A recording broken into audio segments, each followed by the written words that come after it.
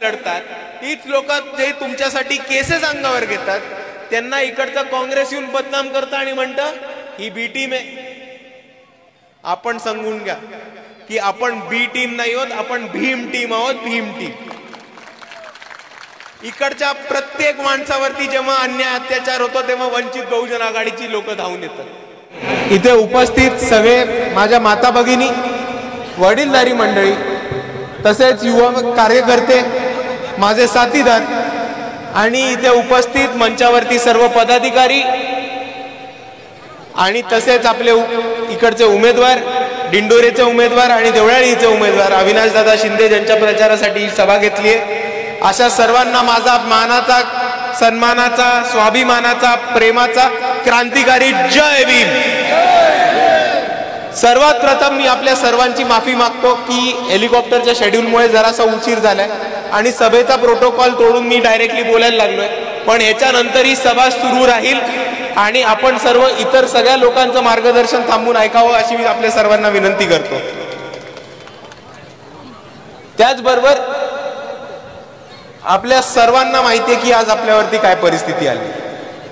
आज अशा आपल्याला दिसेल की या देशामध्ये अशी एक ताकद उभी राहिलेली आहे की त्या ताकदीला आपलं आरक्षण संपवायचंय, भारतातलं संविधान नष्ट करायचंय आणि आंबेडकरवाद हा संपून टाकायचा आहे. आणि आज जी निवडणूक येणार आहे, आता आपल्या सर्वांसमोर जी निवडणूक आहे ही तुमच्या आणि आमच्या सर्वांची परीक्षा आहे की आपण एकत्र येऊन लढू शकतो की नाही, तर बाबासाहेबांचं नाव टिकवायला आणि आंबेडकरवाद हा महाराष्ट्रामध्ये टिकून ठेवायला. आपण एक गोष्ट ठामपणे सर्वांनी समजून घ्या की आपल्याला आतापर्यंत इकडच्या प्रस्थापितांनी गुमराह केलं. लोकसभेमध्ये आपल्या सर्वांनी येऊन सांगितलं की काँग्रेसला मतदान करा, महाविकास आघाडीला मतदान करा, इंडिया अलायन्सला मतदान करा, आम्ही तुमचं संविधान वाचवून ठेवू. आपण मतदान पण केलं. इमाने इकबारे आपल्या भोळ्या बावड्या जनतेनी, आपल्या माता भगिनींनी त्यांच्यावरती विश्वास ठेवून त्यांना मतदान केलं आणि बदल्यात आपल्याला मिळालं काय? सर्वात पहिले क्रीमी लेअरचा मुद्दा आणला आरक्षणामध्ये. तेव्हा ज्यांनी आपलं मतं घेतली ते सभागृहातनं पळून गेले.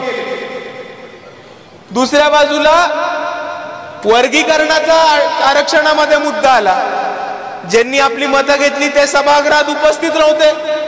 आता तुम्ही मला सांगा, आपल्याला असे उमेदवार चालणार आहेत का जेव्हा आपल्या हक्कासाठी लढायची वेळ येते तेव्हा ते गायब राहतात? असे उमेदवार चालणार आहेत आपल्याला? आपल्याला असे उमेदवार हवेत की आपण त्यांना प्रश्न विचारले तर ते मागच्या दाराने पळून जातात. दुसऱ्या बाजूला आपल्याला असे आमदार आणि खासदार हवेत की जेव्हा आपल्यासाठी ठामपणे लढायची वेळ येते, आपल्यासाठी भूमिका मांडायची वेळ येते तेव्हा ही लोक तिकडनं गायब राहतात. याच पद्धतीने आपण सर्वांना मी एक गोष्ट सांगू इच्छितो की आज या महाराष्ट्रामध्ये ठामपणे आरक्षणाच्या बाजूने कोण भूमिका घेत असेल तर ती फक्त आणि फक्त वंचित बहुजन आघाडी. 2019 पासून वंचित बहुजन आघाडीची ही भूमिका होती की दलितांचा असो, ओबीसींचा असो, एसटींचा असो, आदिवासींचा असो, अनुसूचित जातींचा असो, भटके विमुक्तांचा असो, कोणाच्याही आरक्षणाला हात लागू देणार नाही. ही भूमिका फक्त आणि फक्त वंचित बहुजन आघाडी आणि आदरणीय बाळासाहेब आंबेडकर घेऊन येते. दुसऱ्या बाजूला आपल्या सर्वांना एक गोष्ट समजून घ्यायला पाहिजे की इकडे आपल्याला बदनाम करायला अख्खं जग टपून बसलेले. आपण लढतो, आपण समोरून इकडच्या प्रस्थापितांना अंगावरती घेतो. वेळ लागली तर आपली पोरं अंगावरती केसेस घेतात, इकडच्या प्रस्थापिताचे गाडे फोडायला पण मागे पुढे बघत नाहीत. पण हीच लोक तुमच्यासाठी लढतात, हीच लोक जे तुमच्यासाठी केसेस अंगावर घेतात त्यांना इकडचा काँग्रेस येऊन बदनाम करतं आणि म्हणतं ही बी टीम आहे. आपण सांगून घ्या की आपण बी टीम नाही आहोत, आपण भीम टीम आहोत. भीम टीम.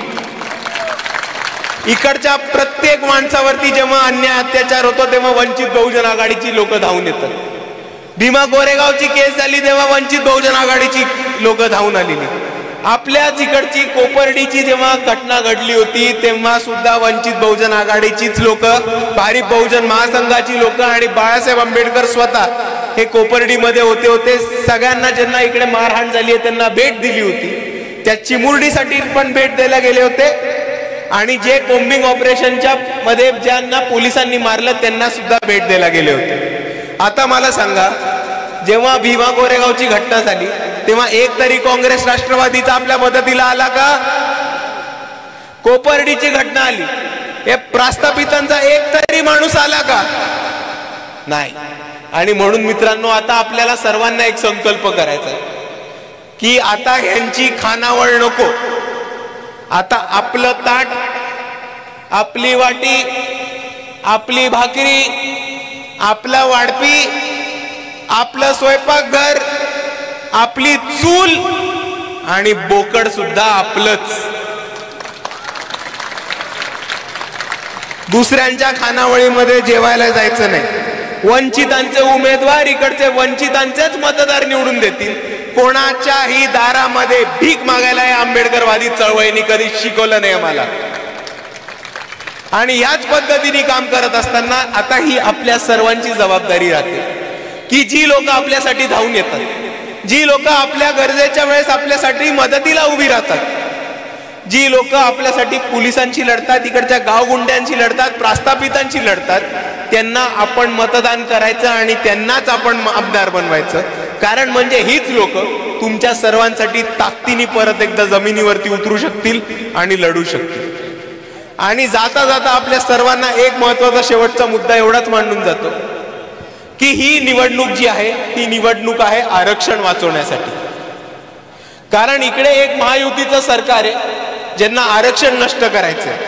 पहिले त्यांनी क्रीमी लेअरचा मुद्दा टाकला आरक्षणामध्ये, त्याच्यानंतर त्यांनी वर्गीकरणाचा मुद्दा टाकला आरक्षणामध्ये, आणि जे दुसरं महाविकास आघाडी आहेत ते ह्यांना छुप समर्थन देत आहेत। ही वस्तुस्थिती आपल्या सर्वांसमोर आहे। आणि म्हणून आपल्या सर्वांना जर आरक्षण वाचवायचं असेल तर आपल्या सर्वांना एकच उपाय, तो म्हणजे वंचित बहुजन आघाडी। आता तुम्ही मला नुसती एक गोष्ट सांगा, जर आरक्षण नष्ट झालं तर आपल्याला परवडणार आहे का? आरक्षण नष्ट झालं असतं तर आपण इथपर्यंत पोहोचू शकलो असतो का? आणि जर आरक्षण नष्ट झालं तर आपल्या लेकराबाळांच्या पुढच्या पिढ्यांचे भविष्य सुखरूप राहील का? नाही। आणि म्हणून जर आरक्षण वाचवायचं असेल तर आपल्याला भूमिका आणि मतदान हे आरक्षणवाद्यांच्याच बाजूने घ्यायला लागणार आहे, अशाच लोकांच्या बाबत घ्यायला लागणार आहे जे ठामपणे आरक्षणासाठी उभे राहतात। जेव्हा या जरांगे पाटलांचं आंदोलन उभं झालं होतं तेव्हा बाळासाहेब त्यांना 4 वेळा जाऊन भेटले होते आणि त्यांनी हेच म्हटलं होतं की मराठ्यांना आरक्षण गरजेचं आहे, पण तुम्ही त्याच्यासाठी बहुजनांचं आरक्षण घेऊ नका। इकडे मराठ्यांचं ताट वेगळं आणि ओबीसींचं ताट वेगळं, ही संकल्पना बाळासाहेबांनी मांडली होती। आणि त्या भूमिकेपासून आजही आम्ही एकच भूमिका मांडतोय की कोणत्याही समाजाचं आरक्षण कमी होता कामा नये आणि कोणत्याही समाजाचं आरक्षण नष्ट होऊ देणार नाही।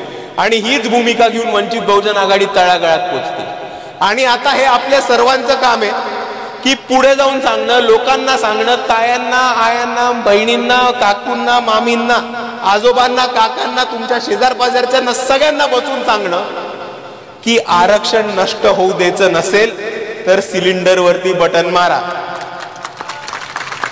शेवटच्या माणसापर्यंत जाऊन सांगा, कारण ही लोक तुम्हाला बदनाम करायला तयार आहेत। तुम्ही यांच्या विरोधात लढलात तर तुम्हाला बी टीम म्हणणार, जर इकडे एक मुसलमान त्यांच्या विरोधात लढला तर त्यांना वोट कटुआ म्हणणार, पण इकडे इतर जे पक्ष त्यांच्या विरोधात लढतात ती मैत्रीपूर्वक लढत होते।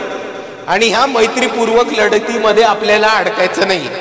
आपली लढत कोणाशीही मैत्रीपूर्वक नाही, आपली लढाई ही आपल्या जीवनासाठी आहे, आपली लढाई ही आपल्या न्याय, हक्क आणि अधिकारांसाठी आहे, आपली लढाई ही बाबासाहेबांच्या संविधानासाठी आहे आणि आपली लढाई आपल्या आरक्षणासाठी आहे। तर आपण मैत्रीपूर्वक लढत नाही, आपण मैदानात उतरलो तर समोरच्याला हरवायलाच उतरतो।